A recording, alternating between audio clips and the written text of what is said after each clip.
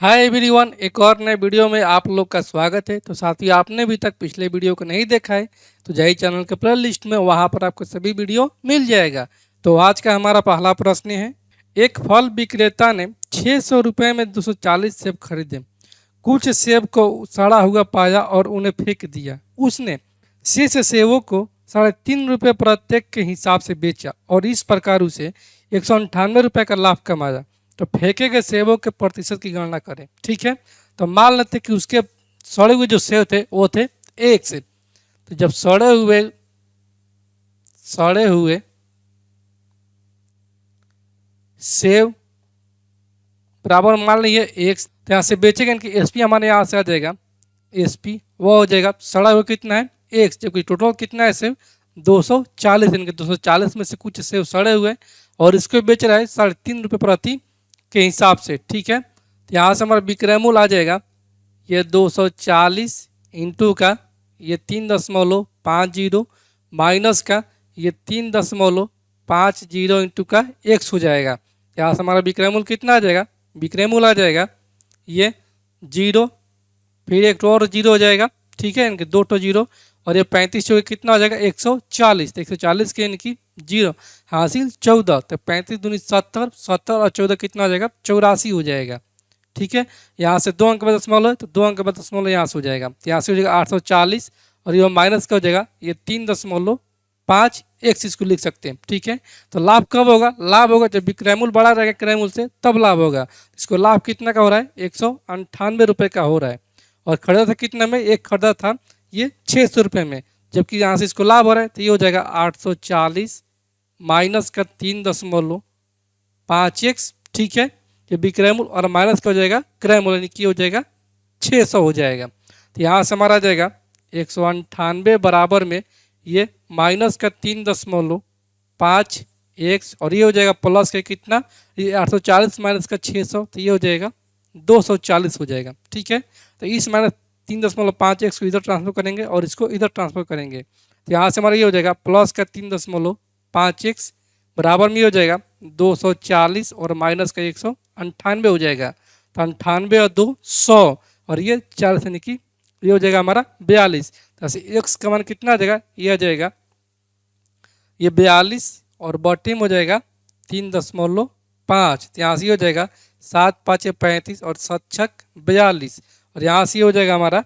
ये 12 5 60, यानी कि सड़ा हुआ जो सेब है वो है 12 गो। सड़ा हुआ से यहाँ से आ गया हमारा 12 टो और टोटल से कितना है, टोटल से यहाँ से कि ये 240 है। तो इसका परसेंट पूछा है तो इसका परसेंट कितना हो जाएगा सड़े हुआ का, ये हो जाएगा 12 टो सड़ा हुआ है और किस में वो है तो 240 ले सड़ा हुआ है, गुने का हो जाएगा ये 100। जैसे 12 दूनी 24 और ये 20 5 100, इनकी 5% जो है वो सड़ा हुआ सेब है। इसलिए ऑप्शन नंबर यहाँ से सी जो है वो हमारा राइट आंसर हो जाएगा। अगले प्रश्न को देखते हैं। अगला प्रश्न है कि 1500 रुपये को ए बी और सी के बीच इस प्रकार विभाजित किया जाता है कि ए अनुपात बी बराबर में 5:2 और बी अनुपात सी बराबर में 7:13 है। तो सी के कितने रुपए मिलेंगे। ठीक है, तो यहाँ से ए बी और सी का अनुपात ज्ञात कर देंगे। तो यहाँ से ए अनुपात बी कितना दिया है, ए अनुपात बी यहाँ से दिया है कि यह है 5:2 है, जबकि बी अनुपात सी कितना दिया है 7:13 दिया। तो यहाँ से बी अनुपात सी बराबर में हो जाएगा ये 7:13 हो जाएगा। यहाँ से हमारा डायरेक्ट आ जाएगा ए बी और सी का अनुपात, ए अनुपात बी अनुपात सी बराबर हो जाएगा 5 के गुना 7 से ये 7 5 35 अनुपात का ये 7 दूनी 14 अनुपात का ये 13 दूनी 26 हो जाएगा। ठीक है, जबकि टोटल राशि कितना दिया है कि यह है 1500 रुपये, जिसमें कि सी का हिस्सा पूछा है। यहाँ से अनुपात में टोटल राशि कितना हो जाएगा, ये हो जाएगा 6 4 10 5 15 और ये 2 और 1 3 4 और 3 7 इनकी 75 हो जाएगा। और इसका मान दिया कितना 1500 दिया है। यहाँ से 75 दूनी 150 ये कट जाएगा 20 बन में, तो एक का मान यहाँ से जाएगा 20। तब पूछा यहाँ से सी का मान, तो सी का हिस्सा कितना अनुपात में 26 है। तो सी का हिस्सा हो जाएगा रुपये में 26 इंटू का 20, 26 दिन कितना होता है 52 की 520 रुपया जो है वो यहाँ से सी का हिस्सा है। इसलिए ऑप्शन नंबर यहाँ से सी जो है वो हमारा राइट आंसर हो जाएगा। अगले प्रश्न को देखते हैं। अगला प्रश्न है कि यदि 210 मीटर लंबी और 81 किलोमीटर प्रति घंटा की चाल से चल रही रेल ए जो है वो विपरीत दिशा में 72 किलोमीटर प्रति घंटा की चाल से चल रही रेल बी को 10 सेकंड में पार करती है, तो रेल बी की लंबाई ज्ञात कीजिए। तो यहाँ से रेल ए की लंबाई दी है 210 मीटर और ये विपरीत दिशा में जा रही है, तो इन दोनों का रिलेटिव स्पीड जो हो जाएगा वो दोनों जुड़ जाएगा और ये एक दूसरे को ही अपने लंबाई को पार करेगी। जैसे टोटल डिस्टेंस जो हो जाएगा इनकी दूरी वो हो जाएगा पहली रेल की लंबाई और प्लस का हो जाएगा दूसरी रेल की लंबाई, और बाटा में जो भी है समय वो समय दिया है।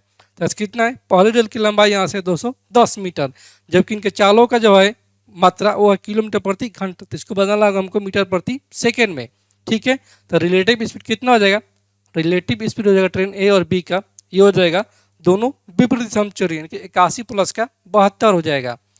81 प्लस का 72 तो ये हमारा आ जाएगा 153 किलोमीटर प्रति घंटा आ जाएगा। तो इसको मीटर प्रति सेकंड में बदलेंगे तो 5/18 से गुना कर देंगे, तो यहाँ से हमारा आ जाएगा 3 छक्के 18 और ये 3 5 15 और 3 एकम 3 और ये हो जाएगा 3 दूनी 6 और ये 17 तिया 51, 17 5 85/2 जो है वो इन दोनों का रिलेटिव स्पीड है। और दूरी कितना हो जाएगा, कि दूरी चाल बराबर में होता है दूरी बट्टा में समय, तो दूरी हो जाएगा इन दोनों ट्रेनों की लंबाइयों का योग। तो पहले ट्रेन की लंबाई है 210 मीटर और दूसरी का मान की है 100, और कितना इसको पार करने में लग रहा है समय, ये लग रहा है यहाँ से कि ये 10 सेकंड में पार कर जाती है, कि 10 सेकंड का समय लगता है।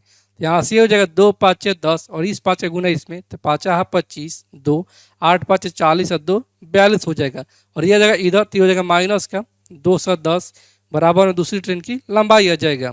तो दूसरी ट्रेन की लंबाई इनकी x बराबर आ जाएगा, ये 5 2 में से एक जगह 1 और 4 में से 2 जाएगा 215 जो है वो दूसरी ट्रेन की यहाँ से लंबाई है, इसलिए ऑप्शन नंबर यहाँ से सी जो है वो हमारा राइट आंसर हो जाएगा। अगले प्रश्न को देखते हैं। अगला प्रश्न है कि एक संख्या के आधे के 1/4 का 2/5 जो है वो 25 है, तो उस संख्या के 45% ज्ञात कीजिए। ठीक है, तो मान लेते कि वो संख्या जो है वो है ए, जैसे दिया कि एक संख्या के यानी कि ए के आधे यानी कि 1/2 के 1/4, ठीक है, यानी कि 1/4 का यानी गुना 2/5 जो है वो यहाँ से दिए कि ये 25 है, यहाँ से हमारा आ जाएगा ये 2 से 2 कैंसिल आउट और ये 4 5 20, 20 इंटू का 25 तो 25 दूनी 50, यानी कि वो संख्या जो है वो है 500। ठीक है, तो पूछा यहाँ से कि उस संख्या के 45% ज्ञात कीजिए।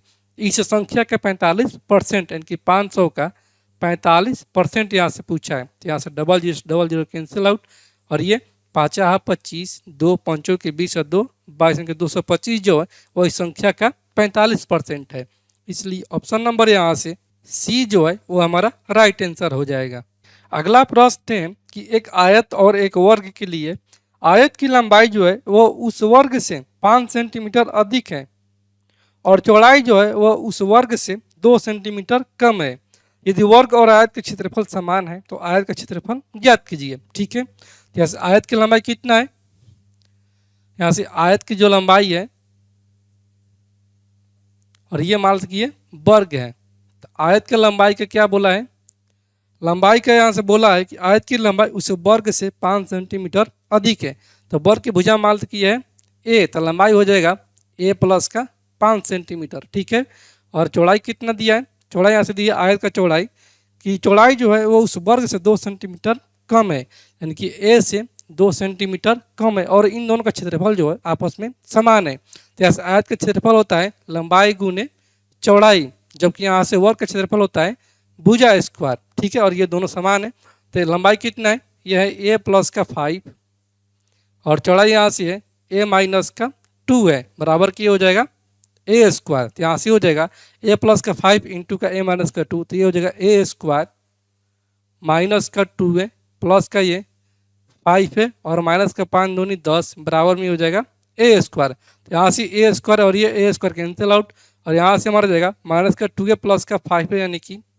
3 है, और ये 10 उधर चला जाएगा तो जो प्लस में इनकी बराबर का हो जाएगा 10, यहाँ से ए बराबर में आ जाएगा 10/3 आ जाएगा। जैसे लंबाई कितना आ जाएगा, लंबाई यहाँ से हमारा आ जाएगा ये 10/3 और प्लस का ये हो जाएगा 5, तो 3 5 15 10 25 और बटे में हो जाएगा 3, और चौड़ाई कितना हो जाएगा चौड़ाई यहाँ से हो जाएगा ए माइनस का 2, यानी कि ये हो जाएगा 10/3 और माइनस का 2, तो 3 दूनी 6, तो 6 और 4 10, यानी कि 4/3 इसका हो जाएगा चौड़ाई। तो पूछा यहाँ से कि आयत का क्षेत्रफल ज्ञात कीजिए, तो इसका क्षेत्रफल कितना हो जाएगा, इसका क्षेत्रफल हो जाएगा एरिया, वो हमारा आ जाएगा 25/3 का लंबाई गुने चौड़ाई होता है, और गुने का हो जाएगा 4/3, तो 25 चौक 100 और बटे में ये हो जाएगा 3 के 9 सेंटीमीटर स्क्वायर हो जाएगा। इसलिए ऑप्शन नंबर यहाँ से सी जो है वो हमारा राइट आंसर हो जाएगा, लगभग का हो जाएगा ये 11 हो जाएगा, क्योंकि 11×9 = 1 बच जा रहा है, तो फिर ऐसे 11 से ही होते चला जाएगा, क्योंकि ऑप्शन सी हमारा सही उत्तर हो जाएगा। अगले प्रश्न को देखते हैं। अगला प्रश्न है कि 15 पुरुष 35 घन इकाइयों का एक गड्ढा 7 दिनों में खोदते हैं, तो कितने आदमी जो है वो 65 घन इकाइयों का गड्ढा 5 दिनों में खोद सकते हैं। इसको बनाएंगे MDH पर, यहाँ से कितना है, यह है कि 15 पुरुष, यानी कि 15 पुरुष है और ये 35 घन इकाई का एक गड्ढा, क्योंकि 35 घन इकाई का गड्ढा को खोदते हैं कितने दिनों में, ये खोदते हैं 7 दिनों में। तो पूछा यहाँ से कितने आदमी, तो मान कि एक आदमी जो है वह 65 घन इकाई को, क्योंकि 65 घन इकाई को ये 5 दिनों में खोद सकते हैं। तो यहाँ से हो जाएगा 13×5 65 और ये 7×5 35 और ये 5×3 15 और ये 13×3 39, यानी कि आदमी की संख्या से हो जाएगा ये 39 आ जाएगा। इसलिए ऑप्शन नंबर यहाँ से ए जो है वो हमारा राइट आंसर हो जाएगा। अगले प्रश्न को देखते हैं। अगला प्रश्न है कि 69% की द्विवार्षिक ब्याज दर के लिए समतुल्य वार्षिक ब्याज दर क्या होगा। तो यहाँ से द्विवार्षिक यानी कि वार्षिक संख्या जो है वो है 2।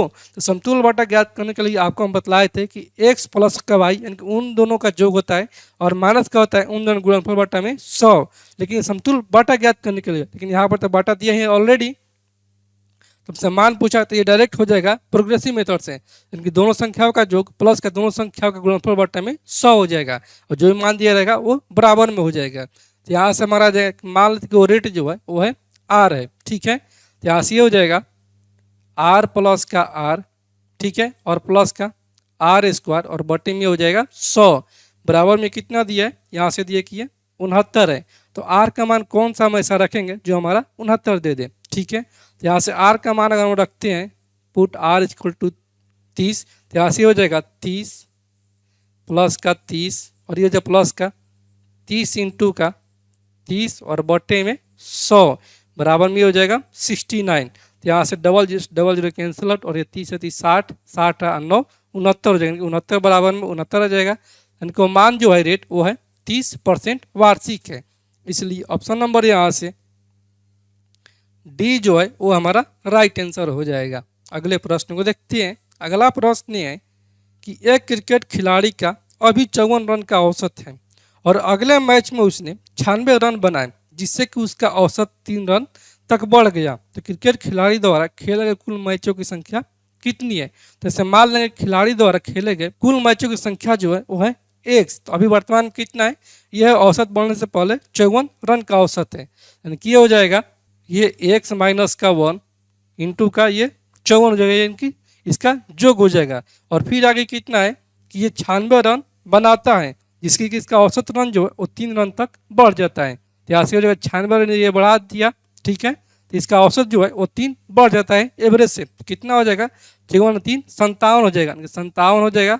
और टोटल मैच उसमें कितना माने ये एक्स मान, इसका जो हो जाएगा 57 एक्स, तो इसका जो और इसका जो आपस में बराबर हो जाएगा। तो यहाँ से हमारा जाएगा 54x माइनस का 54 और ये हो जाएगा प्लस का 96 बराबर में ये हो जाएगा 57x हो जाएगा, ठीक है। तो यहाँ से हमारा आ जाएगा इस 54x को ट्रांसफर कर देंगे इधर, और यहाँ से हमारा 96 प्लस का और माइनस का 54, तो 6 में से 4 जाएगा 2 और 9 में से 5 जाएगा, ये हो जाएगा 4 बराबर की हो जाएगा 57 माइनस का 54 यानी कि 3x हो जाएगा। तो यहाँ से 14 3 42 यानी कि खेले गए टोटल मैचों की संख्या जो है वो है 14 ठो। इसलिए ऑप्शन नंबर यहाँ से ए जो है वो हमारा राइट आंसर हो जाएगा। तो साथियों मैं उम्मीद करता हूँ कि आज का वीडियो क्लास आप लोग को पूरी तरह से समझ में आ गया होगा, और आपने अभी तक इस चैनल को सब्सक्राइब नहीं किया है तो आप लोग इस चैनल को सब्सक्राइब करें, लाइक करें और कमेंट करें।